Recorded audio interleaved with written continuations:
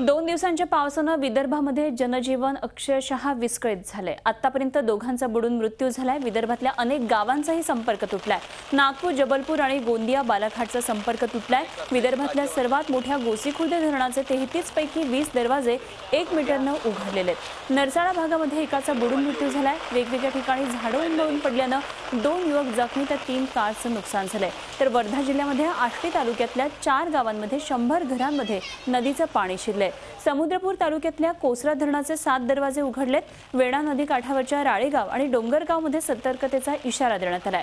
यशोदा नदीच्या पुरामुळे नागपूर वर्धा महामार्ग बंद करण्यात आलाय। भंडारा जिल्ह्यातल्या लाखांदूर, साकोली, मोहाडी या तालुक्यांमध्ये 33 गावांचा संपर्क तुटलाय।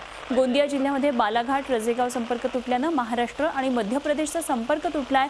दारेकसा गावामध्ये एक जण वाहून गेला। चंद्रपूर गडचिरोली मार्ग बंद होण्याच्या मार्गावर आहे।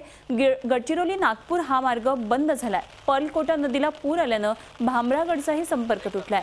अमरावती जिल्ह्यातही नद्यांना पूर आलाय। अकोला जिल्ह्यामध्ये अकोट तालुक्यातल्या अमिनापूर, मुणगावचा संपर्क तुटलाय। तर यवतमाळ आणि बुलढाणा जिल्ह्यात परिस्थिती सामान्य आहे। वाशिम जिल्ह्यात सर्वात मात्र कमी पाऊस झालाय। झी 24 तास रहा एक पाऊल पुढे।